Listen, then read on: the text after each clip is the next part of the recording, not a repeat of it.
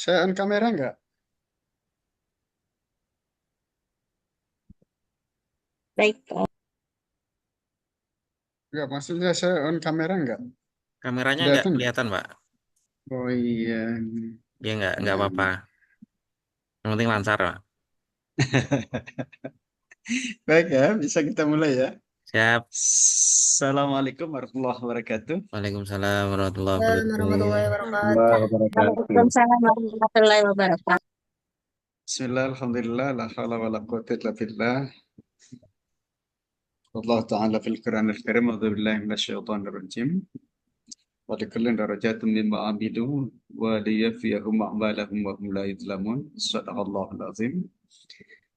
Teman-teman yang saya hormati, alhamdulillah malam ini sesuai dengan jadwal dan saya selalu diingatkan alhamdulillah oleh teman-teman karena kadang ya dikejar-kejar oleh beberapa kegiatan yang lain dan ini harusnya ditulis di ruangan kerja saya ini jadwal-jadwal yang harus dilakukan oleh saya ya.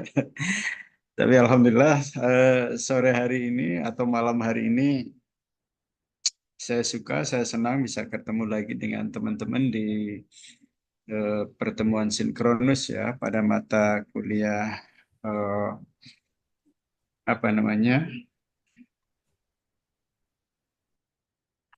mata kuliah kita apa ini Pengembangan, Pak. Pengembangan. Pengembangan Pengembangan. badan. Pengembangan Pulau 3N, Pak. terlalu banyak yang diampu mata Tidak kuliahnya ada. jadi lupa. Baik ya. Eh, ini sinkronus yang kedua. Saya diingatkan Pak Mario harusnya sebelumnya ada di pertemuan yang keempat. Tapi nggak apa-apa nanti ada sisa dua lagi untuk sinkronus ya. Eh, saya tadinya ingin menyampaikan materi tentang bagaimana menjadi guru yang ideal ya. Tetapi nantilah itu kita di pertemuan berikutnya. Saya ingin sampaikan tentang pembelajaran berbasis IT, ICT, eh, yang pembelajaran ini tentu juga tidak bisa terhindarkan karena suka tidak suka kita masuk di era digital yang kemudian eh, juga berbarengan di abad ke-21 ya. Pertanyaan-pertanyaan saya yang pernah saya sampaikan ke teman-teman itu paling tidak dua hal. Pertama, siapa yang paling menarik menyampaikan materi, guru ataukah internet? Kalau jawabannya internet, tentu ini akan semakin membahayakan eksistensi kita ya. Lalu yang kedua, kemarin juga saya sampaikan siapa yang lebih lengkap menyampaikan materi, apakah eh, guru atau malah lagi-lagi internet ya. Kalau kemudian juga jawabannya internet, ini semakin terdesak posisi kita. Walaupun tentu juga ada hal yang lebih yang dimiliki oleh seorang guru adalah bahwa sungguh pun ilmu pengetahuan dan teknologi di bidang pendidikan ini semakin cepat perkembangannya, tetapi eksistensi guru tidak bisa tergantikan, terutama mengawal moral siswa ya, mengawal moral anak. Saya kira kalau kemudian internet ini bisa mengawal moral anak gitu, bisa secara ajak gitu, bisa mendidik anak dari sisi moral, ini malah akan semakin berbahaya ya posisi kita. Karena akan tergantikan oleh internet ini. Nah, di sisi lain tentu ketika kita jadi guru biasa-biasa saja, maka ini juga akan ada ancaman bagi kita ya.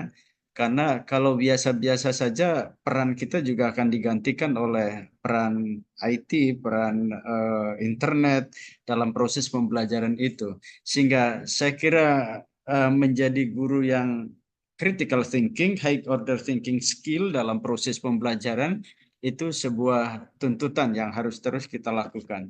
Saya hanya mereview apa yang saya sampaikan kemarin bahwa kadang eh, bukan jawaban siswa yang salah, tetapi soal yang diberikan atau pertanyaan yang diberikan oleh gurunya yang tidak tepat ya.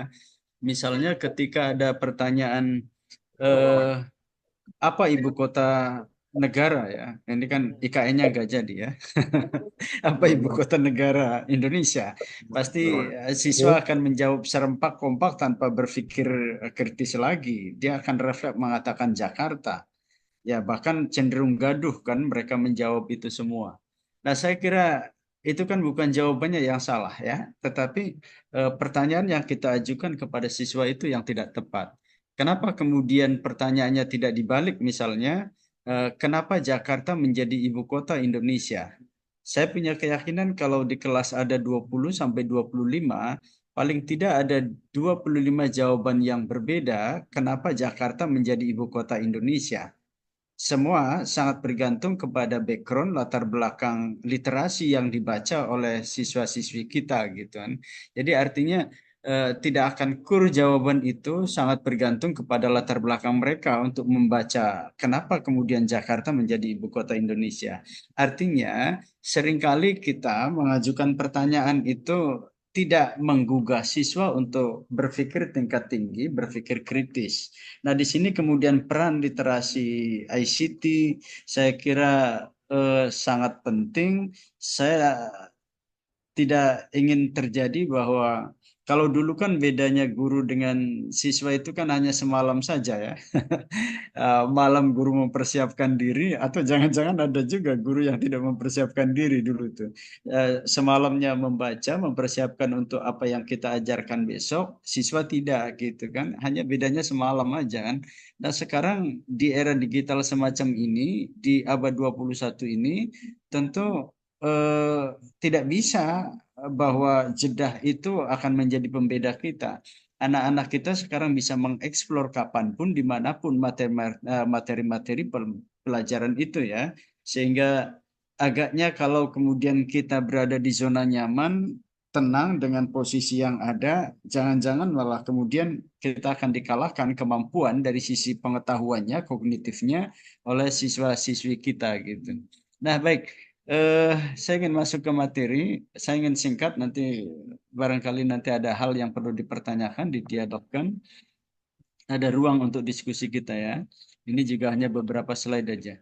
Pembelajaran berbasis ICT, teknologi informasi dan komunikasi telah menjadi bagian integral dari pendidikan modern. Jadi artinya ini bagian yang tidak terpisahkan dari pendidikan modern ya.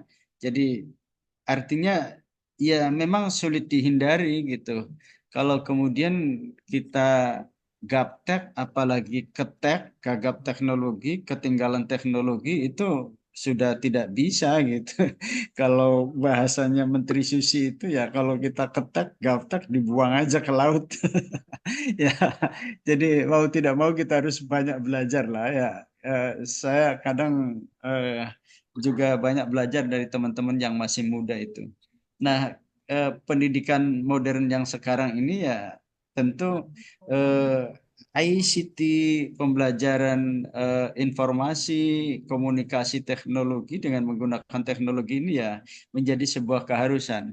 Sehingga di kurikulum Merdeka itu muncul lagi pembelajaran IT ya, yang ketika di pembelajaran 2013 mata pelajaran IT itu dihilangkan karena pembelajaran sudah include di dalamnya berbasis IT. Tetapi kan tidak semua orang bisa mengoperasionalisasikan ya IT ini sehingga saya kira perlu juga ada proses pembelajaran itu ya oke ya. Walaupun nanti coba kita bincangkan seperti yang saya sampaikan di tulisan saya itu tentang isu yang berkembang untuk program Menteri Pendidikan Dasar dan Menengah yang baru ini. Walaupun kata kementerian itu belum paten program kementerian, tetapi baru menyerap aspirasi dan keinginan dari masyarakat seperti itu. Baik ya, kemudian teknologi digital ini menawarkan banyak peluang untuk meningkatkan proses belajar mengajar, kemudian memfasilitasi kolaborasi dan memperkaya pengalaman belajar siswa.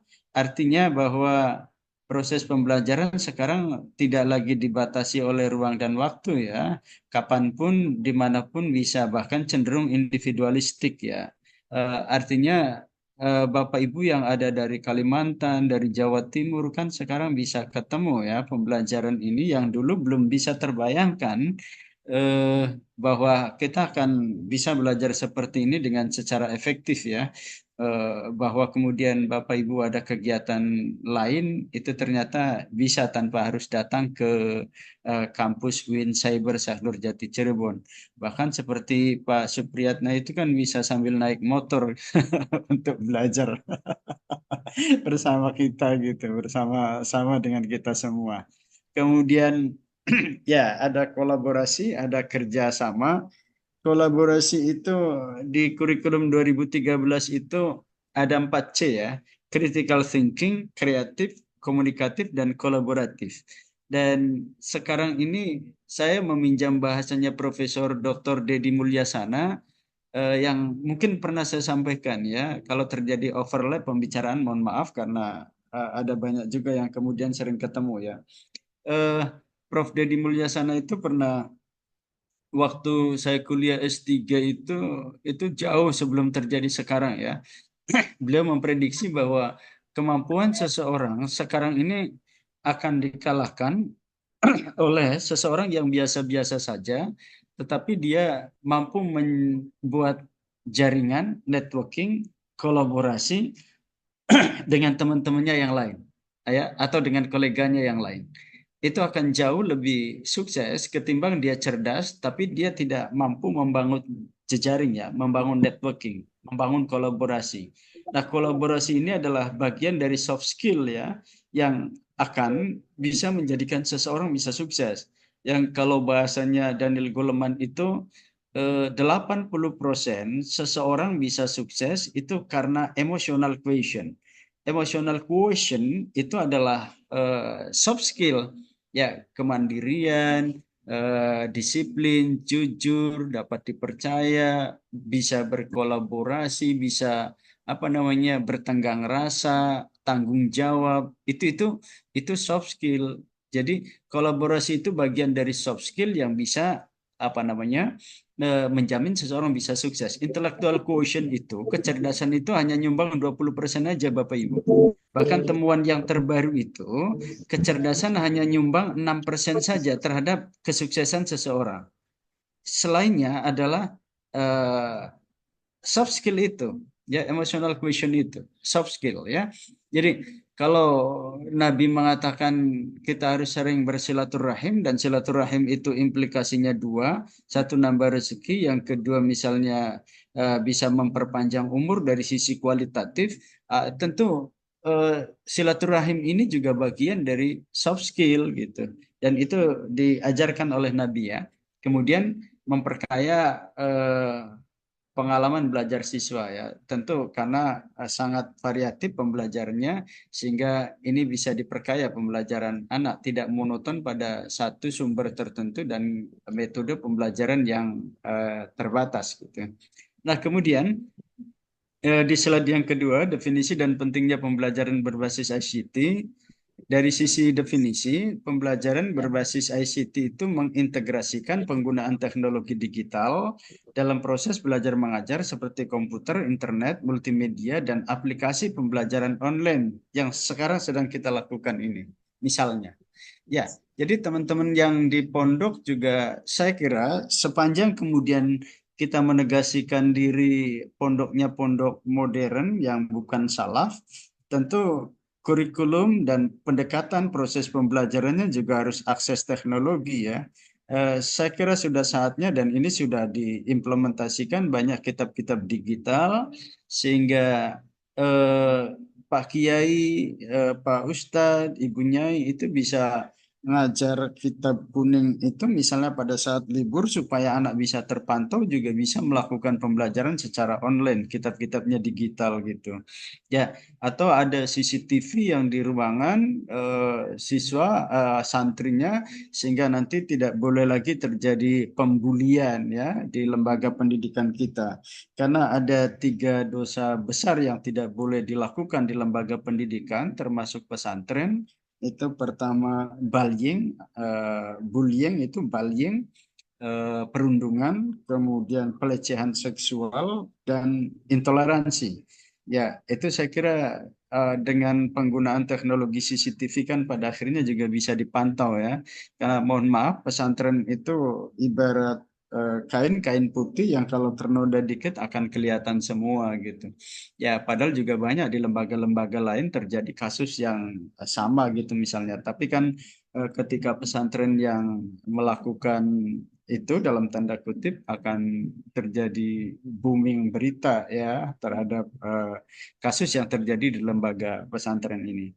Ya, saya balik lagi jadi, tapi tentu kan begini teman-teman ya, sebenarnya sih kalau ditanya pendekatan atau metode yang mana yang paling efektif, saya kira semuanya efektif sepanjang kemudian disesuaikan dengan audiens yang kita hadapi, fasilitas yang kita miliki, kemudian kemampuan kita untuk mengoperasionalkannya. Jangan sampai kemudian kita mencoba untuk menggunakan multimedia, internet, atau aplikasi pembelajaran online, lalu kita nggak bisa gitu. Jadi 2 jam pelajaran kemudian habis hanya apa namanya, hanya mempersiapkan alat-alat pembelajaran itu, lalu keburu habis lagi gitu waktunya. Jadi ini juga sangat disesuaikan dengan kemampuan guru, fasilitas yang ada, kemudian audiens yang kita hadapi, dan sarana itu tidak harus mahal loh teman-teman ya. Ada sarana tiruan yang esensinya tidak mengurangi teknologi gitu. Dulu waktu saya masih ngajar di SMA itu Pak, belum ada Infocus, belum ada laptop, itu saya gunakan kertas sampul, kertas beberan itu. Lalu kemudian malamnya saya buat PowerPointan yang 1 lembar selesai, kemudian lembar berikutnya gitu saya buat. Ya, jadi guru hebat itu ya repot lah. Pagi berangkat bawa tas, bawa alat peraga, bawa kertas beberan. Bahkan saya bawa paku payung sendiri, bawa palu sendiri gitu untuk masang di papan tulisnya tuh. Ya, jadi anggap aja itu slide.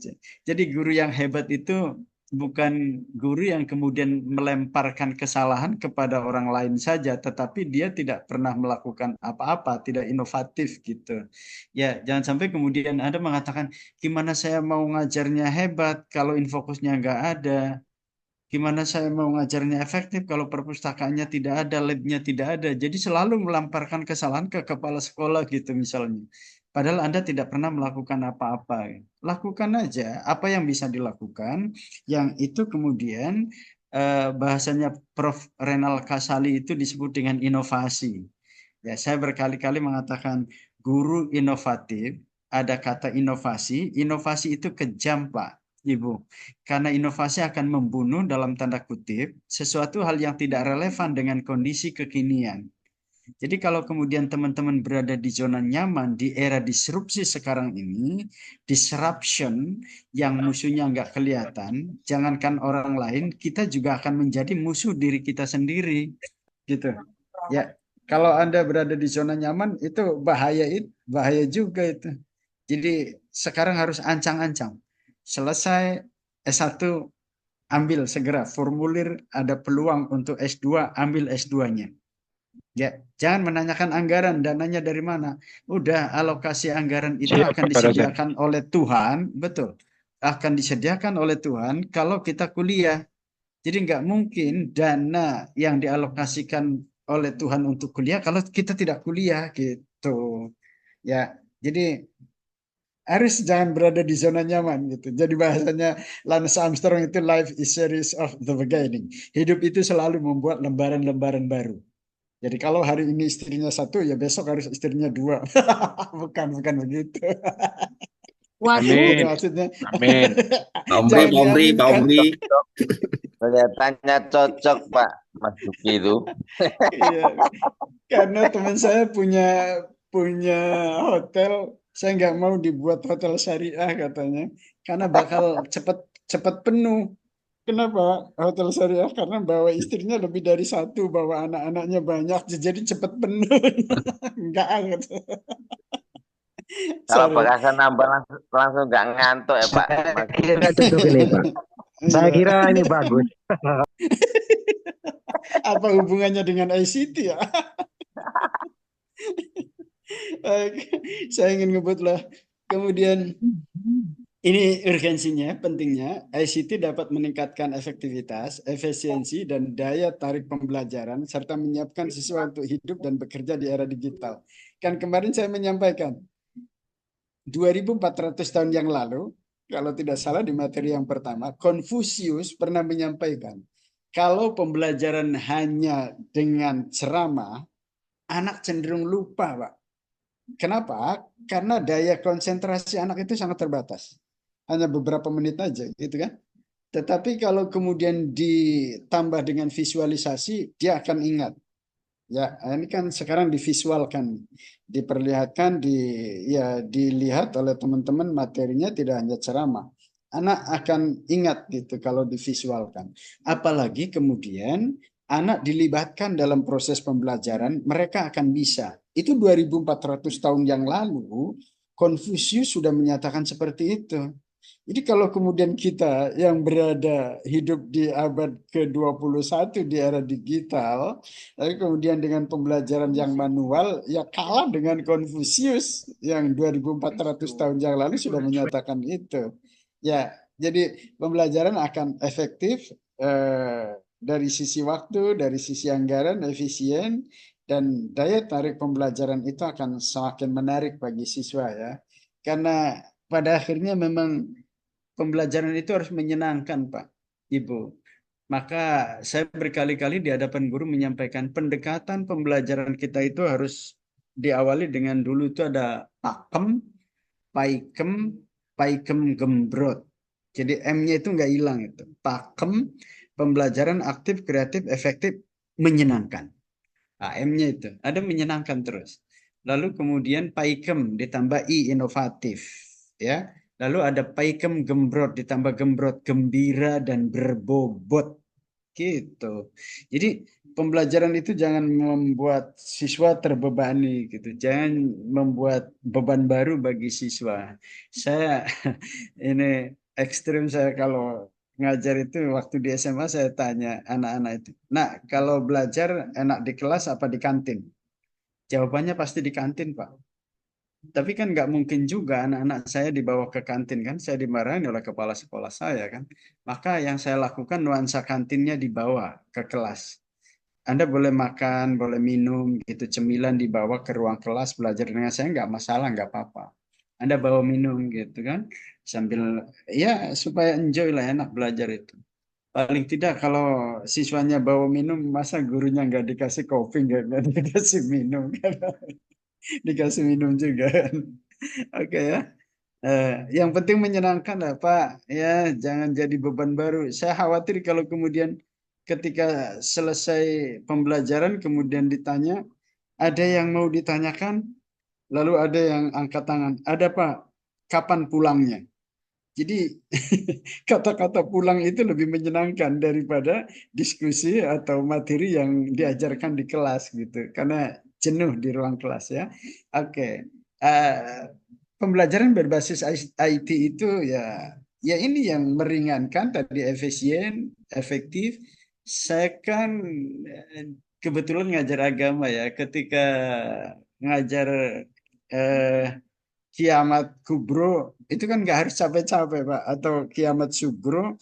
Iya, kita setel aja YouTube gitu. Kita setel dulu masih pakai apa namanya CD ya, disetel.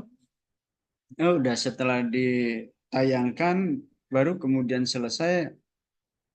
Dari tayangan ini ada pertanyaan, kemudian ada banyak pertanyaan. Oke, kalau begitu kita bagi kelompok. Setelah dibagi kelompok, ya sudah terjadi diskusi, baru kemudian kita komunikasikan dan kita selesaikan persoalan itu. Jadi nggak harus capek-capek, Pak. Jadi guru itu sudah jadi guru honor, mohon maaf, tidak meremehkan guru honor, sudah honor gitu maksudnya. Kemudian papan tulisnya nggak pakai whiteboard gitu. Dulu kan masih kapurnya ngebu, gajinya kecil, batuk, TBC. Jadi guru honor itu cepat mati gitu. Itu kan bahaya. Ya, oke. Kemudian manfaatnya ini akses informasi, pembelajaran interaktif dan efisien. Saya tidak harus urai satu-satu.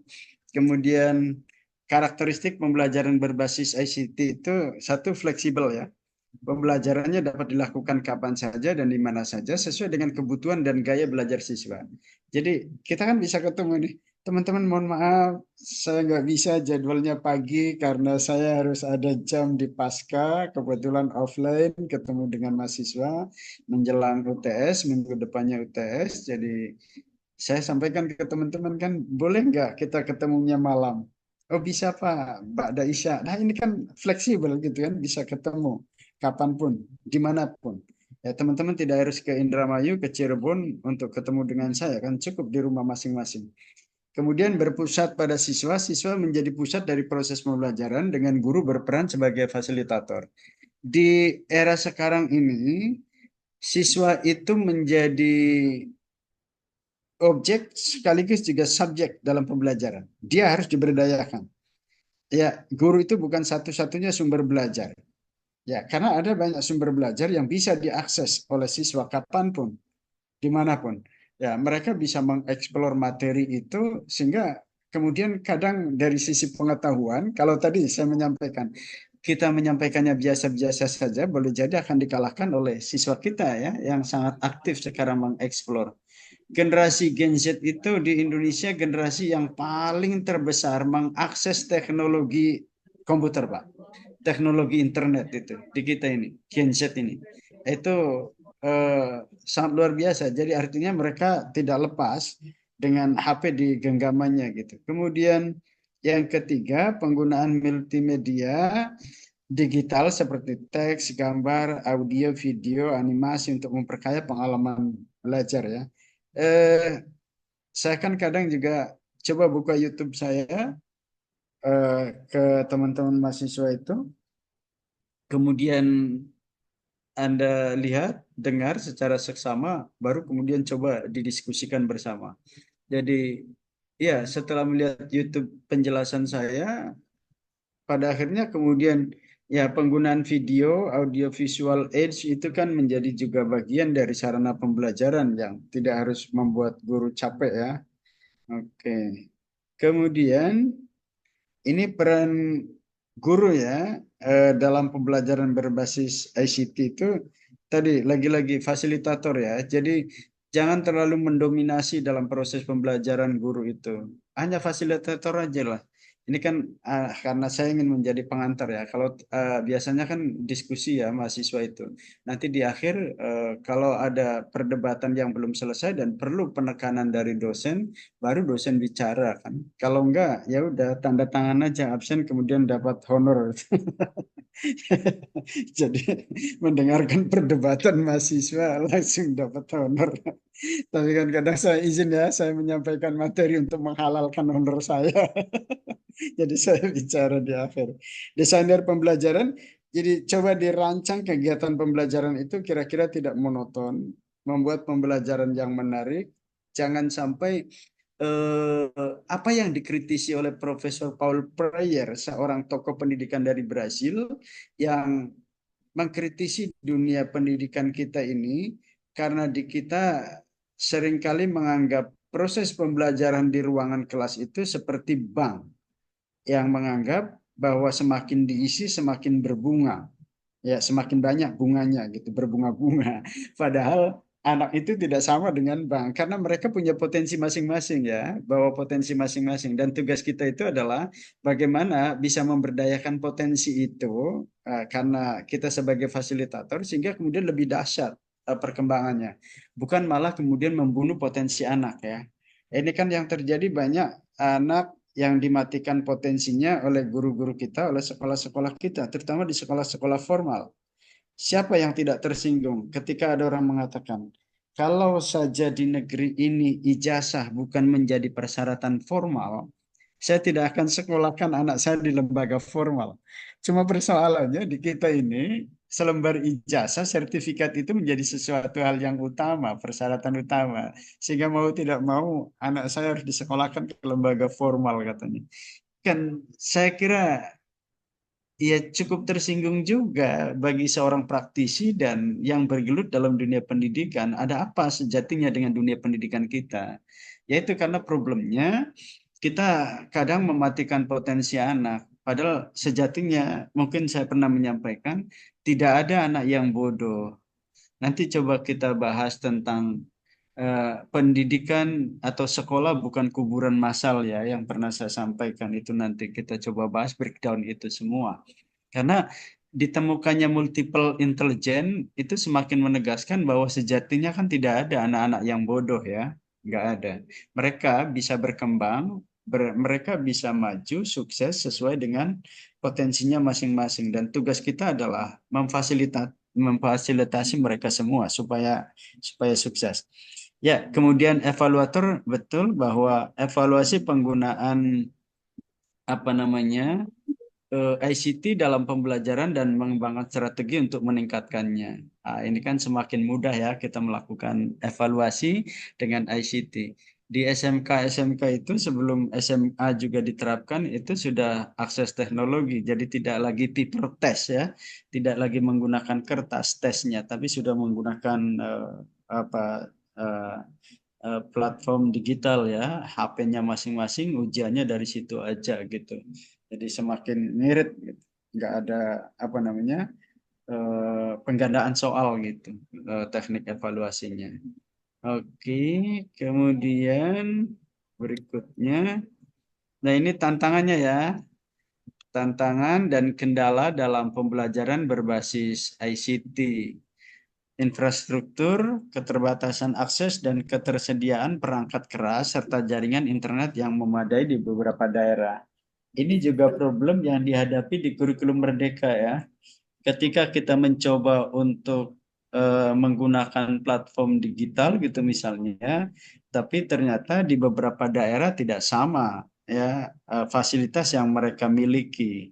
Ya jangankan eh, apa namanya laptop atau komputer, jaringan aja misalnya di daerah-daerah tertentu itu tidak memadai. Nah, ini kan problem ya. Harusnya sediakan dulu sarana prasarananya baru kemudian diimplementasikan. Saya kok rasanya khawatir ada assessment di tingkat SD tapi SD tidak memiliki sarana komputer. Mereka harus cari-cari sekolah SMK untuk bisa minjem gitu atau SMP bisa minjem. Ya harusnya kan sarananya dulu dipenuhi ya. Sama dengan ketika ini selalu terjadi distorsi di kita ini kebijakannya.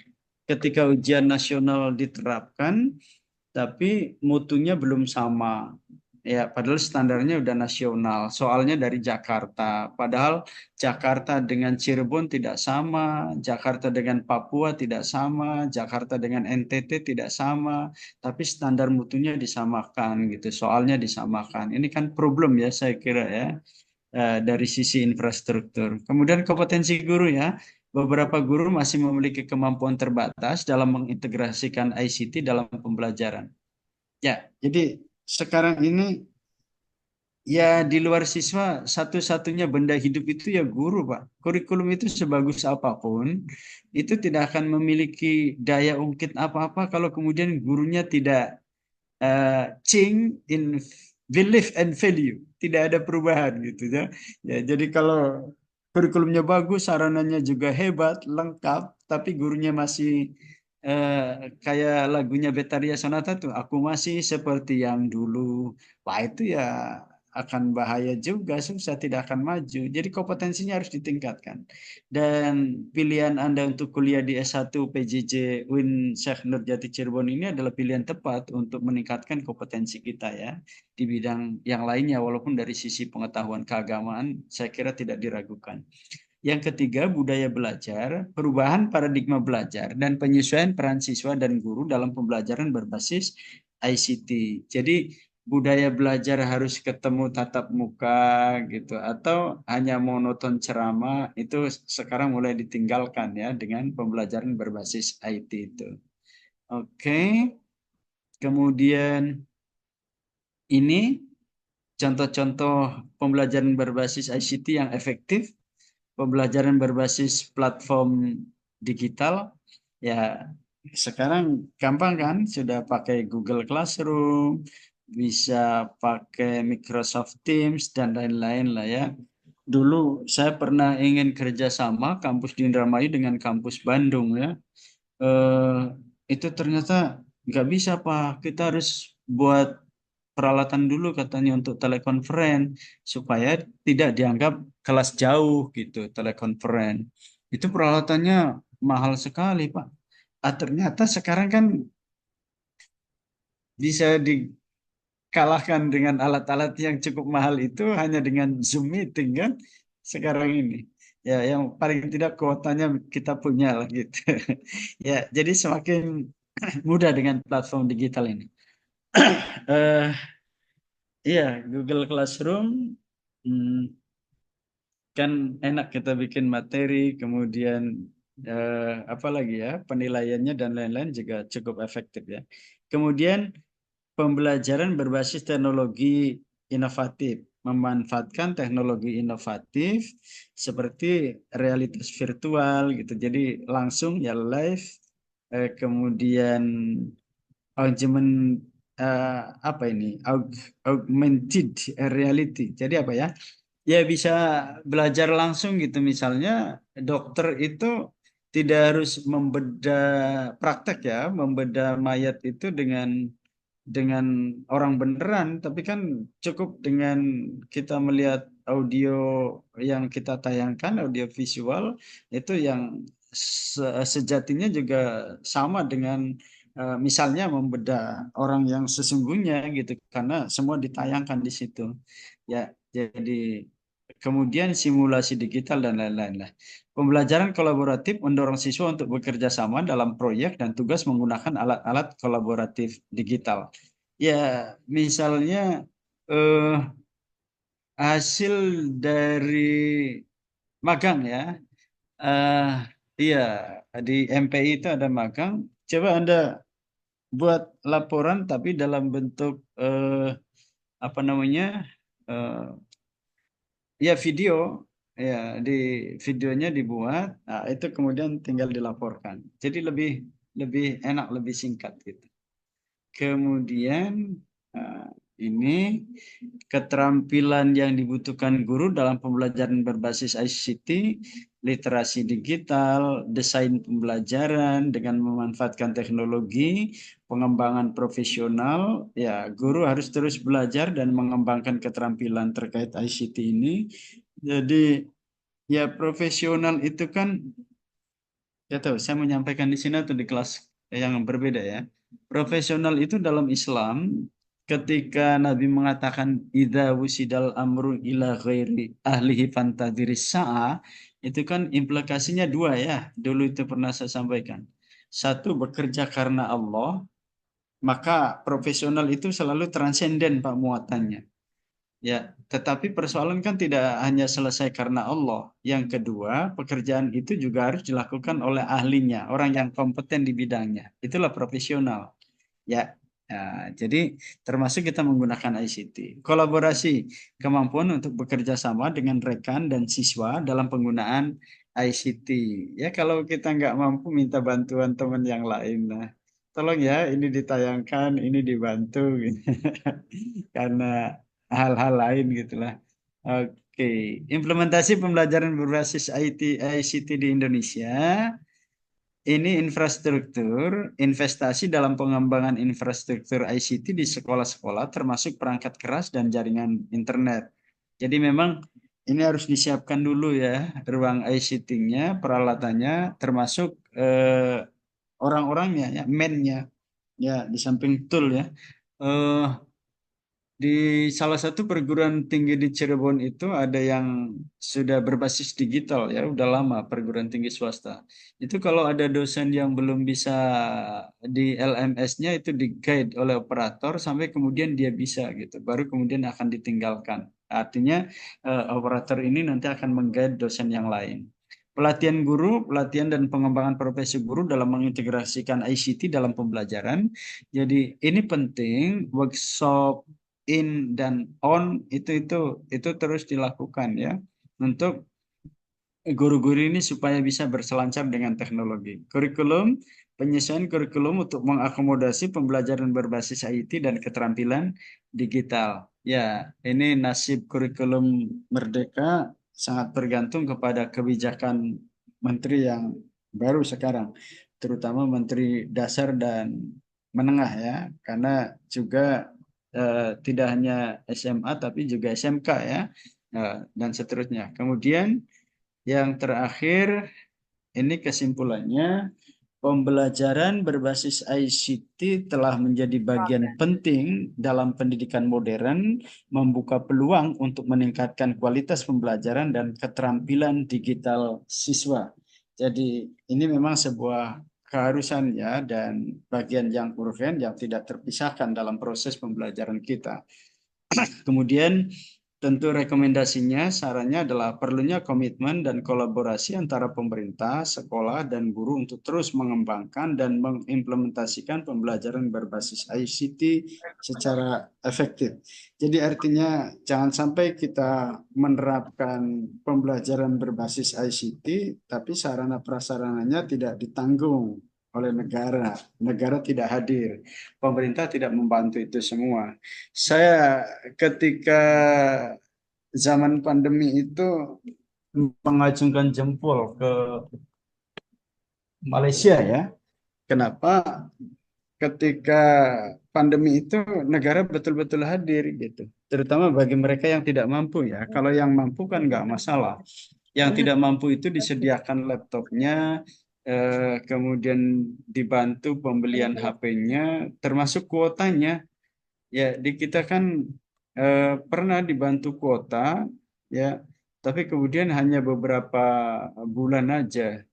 Kesananya sudah tidak ada lagi bantuan kuota. Padahal lost learning itu kan sangat berbahaya ya, 2 tahun sampai tidak terjadi pembelajaran itu kan nasib anak-anak bangsa kita seperti apa gitu. Jadi maksudnya eh, ada hal yang perlu dilakukan terlebih dahulu sebelum kemudian kita menetapkan kebijakan. Jadi jangan sampai pemerintah membuat kebijakan itu, karena kebijakan kan dua hal ya pemantiknya, terutama di bidang pendidikan. Pertama, ekspektasi masyarakat yang sedemikian tinggi di bidang pendidikan, lalu yang kedua dinamika masyarakat perkembangannya sangat cepat. Itulah kenapa kemudian muncul kebijakan. Jadi jangan sampai alih-alih kebijakan itu untuk mengeliminir dua hal itu, malah sebaliknya memunculkan persoalan baru gitu. PPDB memunculkan persoalan baru, kurikulum merdeka memunculkan persoalan baru gitu misalnya. Kemudian apa lagi? Yang lainnya lah ya. Oke, UN kemarin kan memunculkan persoalan baru, yang mengerjakan soal bukan siswanya, tapi yang mengerjakan soal adalah tim sukses, gurunya. Ya, kadang kita harus istighosa ke anak, dibuat serem gitu. Sesuatu hal yang menakutkan istighosa, tapi besoknya soal dikerjakan oleh gurunya. Kan itu terjadi distorsi kan? Ya, dan itu juga nggak ketemu antara istighosa dengan ujian nasional apa korelasinya. Masa Tuhan disyarat-syarat untuk mengerjakan soal. Sorry. Saya kira itu teman-teman sebagai sebuah pengantar, kalau ada hal yang ingin didiskusikan, ingin disampaikan, eh, ini 8:30, kita mempertimbangkan juga teman-teman yang berada di luar Pulau Jawa, kalau ada hal yang ingin disampaikan silakan. Saya kasih ruang untuk dialog dan kita sharing. Oke. Silakan kalau ada. Belum Ini pada lihat ngopi paling Pak, wajahnya, ada ngantuk paling semuanya Pak. Ini Pak lihat dari saya Pak, wajahnya. saya Ah, mendengar ansuri dari A5 ini kan katanya nanti oke. untuk minggu depan kita UTS Pak. Mohon Iya, kisi-kisinya nanti apa saja yang perlu kita siapkan. Terima kasih. oke deh. Saya sih orangnya nggak mau memberatkan, Pak. Tenang aja, Pak. Yang penting, Siap, siap. yang penting ikuti perintah lah. Nanti saya formatnya seperti apa? Apakah nanti hanya menyimak video saya gitu, nanti kasih komentar, atau nanti lihat blog saya? Besok nanti saya mau coba lihat-lihat dulu YouTube terkait dengan persoalan pembelajaran, atau ada materi di blog saya yang perlu dikomentari dan didiskusikan oleh teman-teman. Kan nggak zamannya lagi apa yang disebut dengan desain pembelajaran. Itu kan SLT apa? Sekarang analisis teman-teman ya Siap, dari Pak. Siap, apa Pak. yang kita lihat, kita dengar. Insya Allah Pak Nailul ya, Insya Allah nggak akan memberatkan Pak. Insya Allah. Amin. Saya Makasih, nggak Pak. mau merepotkan teman-teman. Yang lain? Saya kira jangan menimbulkan persoalan yang baru ya Pak. Jadi saya terjebak omongan sendiri ya. Sip. Oke Pak Menteri, Pak Menteri Radinal Mukhtar. Zaman saya sekolah itu ngapalin menteri dan salah satunya Menteri Radinal Mukhtar. Yang lain? Oh ini videonya nih, saya hidup. Walah gelap kok. Ini listriknya. Gelap kelihatan manis, Pak. Saya kira nanti itu Pak tinggal menyimak videonya Bapak Ini saja Pak. kan kelihatan, jadi kelihatan ganteng ya kan? Ya, kelihatan Ya, manis. iya. Kelihatan umur Betul, Pak. 26 lagi. Iya, padahal dibalik. Monggo kalau ada. Kalau Saya, nggak ada ya yuk. saya Pak. Sedikit Pak, Ah, mau sedikit menyinggung ini Pak. Pak Kiai apa Pak Abud ini? Ya, silakan Pak Kiai, Pak. Oh Pak Kiai. Monggo Pak Kiai. Gua Pak Kiai Umri. Oke. Enggak Pak, saya maaf memotong sedikit. Saya teringat sesuatu ya. Oke. Ada istilah tahu ini apa termasuk hadis atau termasuk kaul ulama ini mungkin tergantung Pak Nail Ansori nanti yang menjelaskan. Ya, Ada siap. bahasa yang mengatakan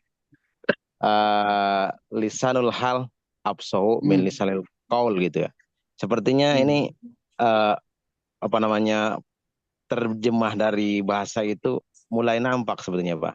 Apa persepsi saya ini tidak apa namanya? Coba biar bagaimana paham kira-kira? semuanya di Indonesia kan Pak Kiai. Itu Pak kerjanya Pak Nailul itu Pak. Sebetulnya bukan saya ngasih nama itu, kerjaan Pak Nailul itu. Ah, jangan gitu. Sudah haji itu mahal hajinya, Pak. 3 bulan, nantinya 3 bulan. Hajinya 3 bulan. Jadi bahasa mulut itu bahasa apa namanya tingkah laku atau praktek lah kata itu lebih fasihat daripada bahasa mulut gitu. Jadi metode ceramah itu sudah terbukti seperti itulah. Saya kira itu Pak. Terima kasih. Yang lain? Boleh ditanggapi deh. Assalamualaikum warahmatullahi wabarakatuh. Waalaikumsalam Waalaikumsalam warahmatullahi warahmatullahi wabarakatuh. Abdul Ghafur ya. Senggol dong. Mohon maaf Pak dosen nggak bisa on cam karena Iya, enggak apa-apa. Lagi di lagi kamar. ada di luar ya. Oh, kirain lagi di kamar, Pak. Terima kasih Pak dosen, mohon maaf Pak dosen. Terima kasih Terus. semuanya. Iya. Saya agak tertarik dengan banyolan Pak dosen yang tadi. Seorang guru itu memang harus berubah ya. Sampai-sampai Pak dosen mengistilahkan istilahnya seorang guru itu jangan cuma stagnan di tempat. Jangan sampai seperti lagunya Betharia Sonata, kau masih seperti yang dulu, katanya Pak dosen tadi ya. Lagu itu Asik. menunjukkan umur, Pak. Tepuk kaki. Lagu itu menunjukkan umur. Tapi begini Pak dosen, sebenarnya saya tidak menyalahkan Pak dosen, bukan ya. Sebenarnya salah. Sebenarnya lagu itu adalah lagu-lagu kesetiaan sebenarnya. Jadi seorang guru itu dituntut keikhlasan dan kesetiaannya. Bagaimana mengajarkan murid ke depannya menjadi anak yang soleh dan solehah, berbakti kepada nusa dan bangsa. Yang saya rasakan selama ini menjadi seorang guru, memang benar kita harus berubah Pak dosen ya. Akan tetapi zaman ini memang berubah udah. Keikhlasan seorang guru itu dituntut juga, kita diajarkan di pesantren dulu, yang awal kata kiai saya Pak dosen ya, mohon dikoreksi kalau mungkin saya salah. Cong, kamu kalau ngajarin anak itu satu niatnya dulu, jangan dirubah-rubah. Niatkan satu, mencari ridho Allah Ta'ala, dan yang kedua, terserah kamu mau niat apa saja. Untuk gaji, untuk apa. Jangan dibalik niatnya. Nah, itu ajaran dari guru-guru kami pada waktu di pesantren dulu. Ya. Akan tetapi berjalannya waktu Pak dosen ya, ternyata sekarang dengan digitalisasi, dengan ICT, TIK ya, teknologi informasi dan komputer, sekarang keikhlasan dan kredibilitas serta tata krama itu memang di bawah standar sekarang anak-anak sekarang nih Pak dosen. Lah kita guru dituntut untuk begitu banyak apa istilahnya, kurikulum ini sekarang ini berubah-ubah, kemudian kita seorang guru dituntut untuk perangkat ini, perangkat itu, perangkat ini, perangkat itu. Ini udah istilahnya memberatkan kepada kita. Oleh karena itu kita mohon nih pada Pak dosen untuk memberikan sedikit wawasan kepada kita. Kita ini yang pertama ini dituntut ikhlas atau dituntut untuk mencerdaskan kehidupan bangsa, atau kita dituntut untuk melengkapi perlengkapan kita sebagai seorang guru. Nah, ini yang mana duluan ini Pak dosen? Kita minta wawasan dari Pak dosen ini untuk kedepannya kita menjadi orang-orang yang ikhlas itu ya. Itu yang pertama Pak dosen. Ingat beramal. Baik. Kemudian yang kedua Pak dosen, mohon maaf. Yang kedua Pak dosen, mohon maaf. Seorang guru itu kan kata orang Jawa digugu dan ditiru. Bagaimana kita seorang guru mencerdaskan kehidupan bangsa anak-anak generasi Gen Z ini sekarang, sedangkan uswatun hasanah sangatlah minim dari seorang guru. Contoh sedikit saja Pak dosen ya. Saya pernah melihat beberapa orang guru itu di dalam kelas merokok. Nah, ini contoh sedikit. Ini bahasa kecilnya dah. Tata krama seorang guru itu kan perlu dijaga. Saya pernah menegur karena saya sebagai wali murid pernah anak saya sekolah di SD itu ada guru yang rokok. Saya datangin guru tersebut memohon dengan baik, tapi gurunya tidak, istilahnya karena guru sepuh ya. Loh Bapak siapa? Kan begitu ngomongnya akhirnya. Padahal sesama guru. Tapi anak saya kan sekolah di beda kecamatan begitu. Tapi saya tidak pernah mempermasalahkan dan tidak pernah menunjukkan identitas saya sebagai seorang guru. Lah ini fenomena begini ini memang banyak terjadi Pak dosen ya. Uswah yang sedikit dari seorang guru menuntut muridnya begini dan begitu, akan tetapi uswah dari kita sedikit. Jadi digugu dan ditiru kita sedikit. Contoh kecil gitu ya. Dalam pelaksanaan, dalam hal pembelajaran gitu. Seseorang kalau tidak boleh disuruh untuk bertanya, itu tidak boleh. Kalau orang dulu itu tidak boleh nyeletuk. Nah itu. Benarkah Pak dosen? Saya mungkin kalau salah saya minta maaf. Ini contoh tata krama seorang guru pada anak-anak didiknya. Oleh karena itu kami mohon wawasan dari Pak dosen. Benarkah apa yang kita ajarkan kepada murid kita kalau kita tidak menjadikan uswah yang benar? Terima kasih Pak dosen. Mohon maaf semuanya. Assalamualaikum warahmatullahi wabarakatuh. Waalaikumsalam warahmatullahi wabarakatuh. Masya Allah, ini luar biasa Pak Abdul Ghafur.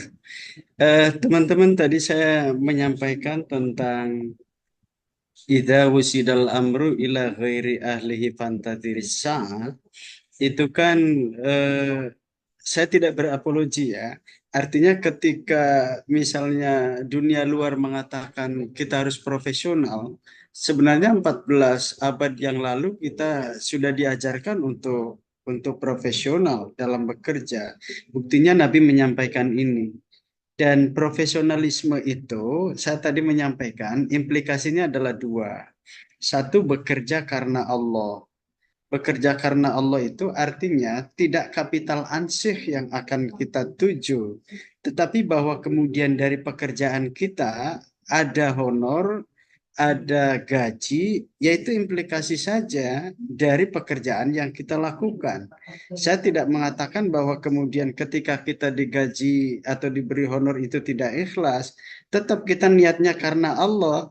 Ya, saya berangkat Bismillah tawakkaltu ala Allah gitu, ngajar gitu. Kemudian saya dikasih gaji, dikasih honor, itu kan implikasi aja dari apa yang kita lakukan. Tapi kalau nggak dikasih honor juga kebangetan kan? Tepuk tangan. Kebangetan. Ya.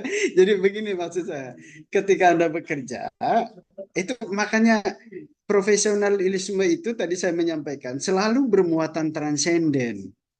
Karena semua apa yang kita lakukan itu pekerjaan itu karena Allah lillah gitu. Lalu yang kedua, pekerjaan itu kan tidak akan selesai hanya karena kita mengerjakannya karena Allah. Tapi pekerjaan itu akan selesai bagus hasilnya kalau dilakukan oleh orang yang kompeten, ahli di bidangnya. Maka implikasi yang kedua dari profesionalisme adalah pekerjaan itu dilakukan oleh orang yang ahlinya. Jadi kalau menurut saya nggak masalah sih teman-teman bekerja kemudian dapat gaji, dapat honor, itu implikasi aja dari pekerjaan kita yang kita kerjakan lillah niatnya karena Allah Subhanahu wa taala. Oke, saya kira bisa diperdebatkan lah. Yang kedua, tentang sarana prasarana yang harus kita miliki di era yang sekarang sebenarnya bukan merepotkan guru ya, tetapi itu sebuah keharusan yang memang kalau kita ingin bisa berselancar dengan era teknologi sekarang, ya itu harus kita lakukan. Kan Imam Ali kalau tidak salah pernah menyampaikan, alimu auladakum ghaira ma ulimtum fa innahum khuliqu li zamanin ghaira zamanikum. Didiklah anak-anakmu tidak seperti ketika kamu dididik dulu, karena anak-anakmu akan diciptakan untuk zamannya yang berbeda dengan zaman kita.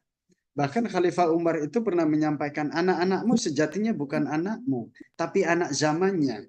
Jadi saya kira ketika kita kemudian harus mempersiapkan hal-hal yang terkait dengan pembelajaran di era digital sekarang, yaitu bukan merepotkan, tetapi kita ingin berselancar dengan era yang ada sekarang ini. Jangan sampai kemudian anak-anak kita tidak bisa hidup di era modern, di era digital, tapi kemudian kita tidak mampu mengaksesnya gitu. Nah kalau seperti ini nanti kita akan ketinggalan terus, ya ketinggalan terus. Nah yang ketiga, saya setuju sih ini bukan menyindir Pak Nailul ini. Digugur dan ditiru guru itu ya. Jadi ya memang Pak kalau ingin efektif membangun moral anak itu dimulai dari suri tauladan dari kitanya. Jangan sampai kemudian yang dikatakan Tuhan itu nanti akan kabura maqtan indallahi an taqulu ma la taf'alun gitu. Itu kan bahaya. Wah, Kita ngomong naudzubillah ini. disiplin, naudzubillah, kita ngomong disiplin tapi gurunya datang belakangan gitu. Nah, jangan merokok tapi gurunya merokok. Orang kita nggak ngajarin ngerokok juga anak itu udah pinter dengan sendirinya kan, itu kan udah hal yang sangat berbahaya ya. Makanya kan begini, kalau saya ada 3 dimensi dalam membangun karakter anak itu kalau mau efektif. Pertama, pembelajaran berbasis kelas. Lalu yang kedua berbasis sekolah, dan yang ketiga berbasis komunitas.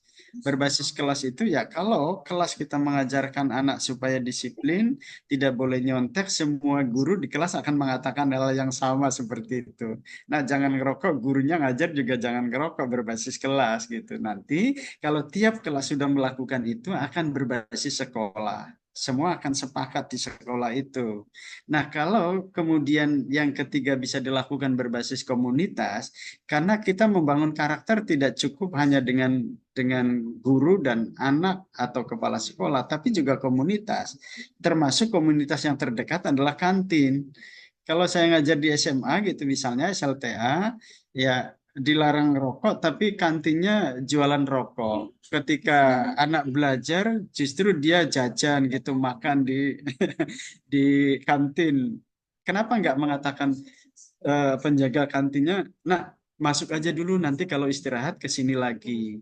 Ya, Ya, itu artinya sudah berbasis komunitas, apalagi kemudian dengan komunitas yang lebih luas gitu.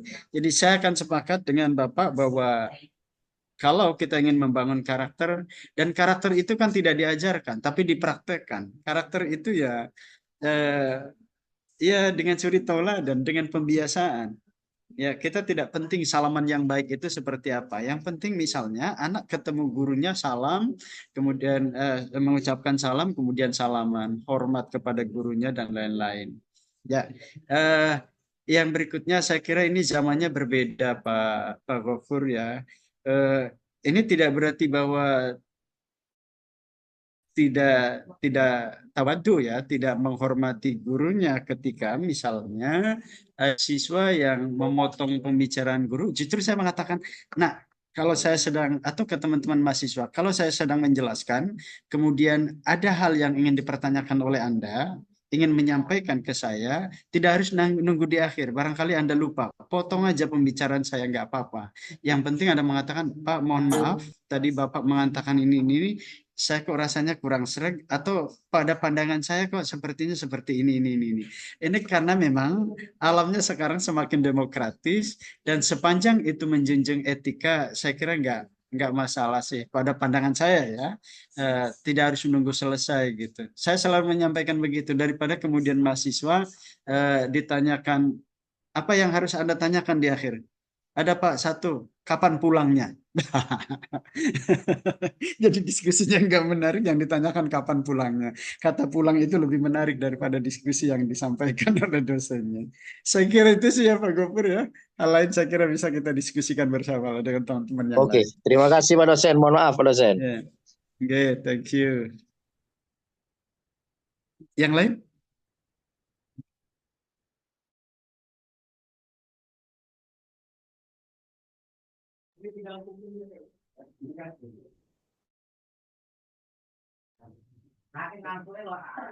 Udah pada ngantuk paling Pak.